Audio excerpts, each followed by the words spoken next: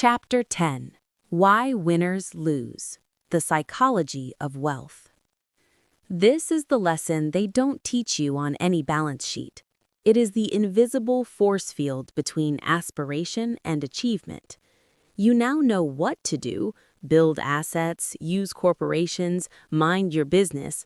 But this chapter asks, why do so many people, upon glimpsing the path to wealth, turn away from it?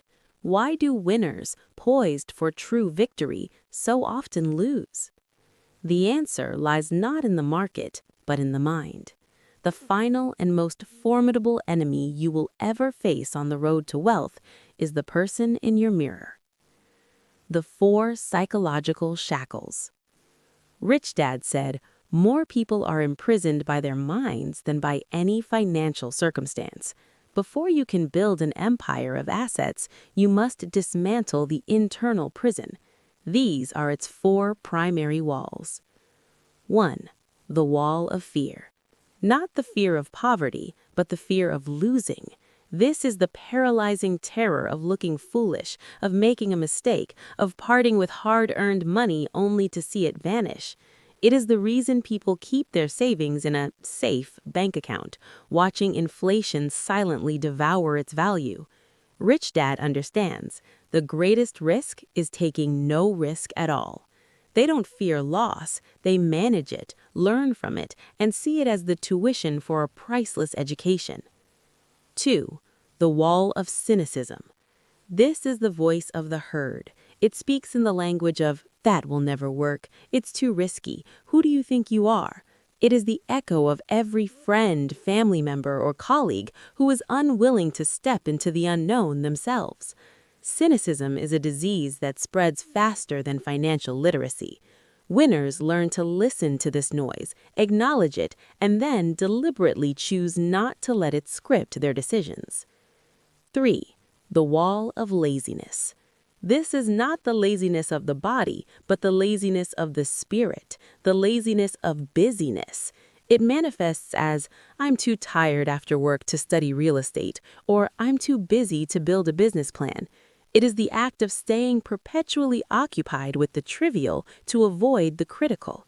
The rich counteract this with a specific form of greed, a greed not for possessions, but for options, time, and freedom. This positive greed becomes a powerful motivator that overcomes mental fatigue. 4. The wall of arrogance. This is the most dangerous wall, for it is disguised as strength. Arrogance is what happens when ego believes it knows everything. It is the investor who won't read a book because they think they have it all figured out. It is the person who refuses to ask questions, to seek mentors, or to admit ignorance. In finance, arrogance is thinking that what you don't know isn't important. It is the fastest way to turn a winner into a spectacular loser. The alchemy of adversity, turning lead into gold. Winners lose when they allow these psychological shackles to dictate their actions. Champions, however, develop a different relationship with these very same emotions. They use fear as a compass, pointing them toward the areas where they need more education. They use cynicism as a filter to test and stress their ideas until they are robust. They memory the laziness as a spur, reminding them of the cost of inaction. They use arrogance as a warning bell, signaling it's time to listen and learn. The core instruction: master your internal economy. The mantra of this chapter is, wealth is first an inside job. Your financial statement is a direct reflection of your emotional maturity. To grow the former, you must cultivate the latter. 1. Acknowledge your fear, then act deliberately. When you feel the paralysis of fear, break the decision down into the smallest possible step. Call one real estate agent. Read one chapter of a financial book. The goal is not the outcome, but the act of moving through the fear. 2. Curate your circle. You cannot fly with eagles if you listen to turkeys. Consciously spend more time with people who are playing the B and I game. Their mindset is contagious. 3. Ask yourself a better question. When you feel lazy or busy, stop asking, how can I afford it? Or do I have time? Start demanding of yourself, how can I create it? This shifts your brain from a consumer mindset to a creator mindset.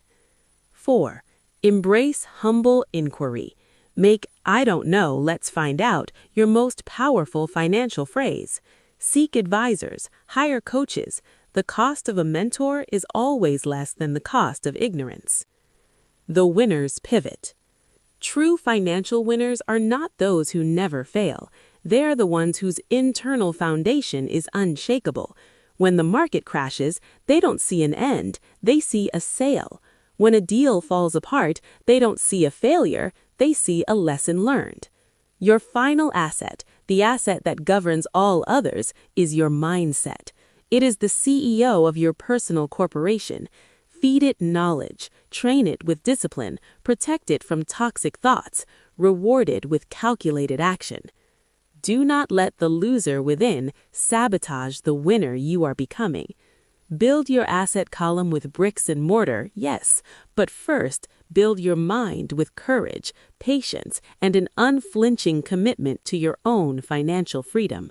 For in the end, the richest place on earth is not the diamond mine or the oil field. It is the graveyard, filled with ideas never acted upon, businesses never started, and investments never made, all because someone let the winner inside them lose to fear, cynicism, laziness, and arrogance. Don't be buried with your music still inside you. Play it now.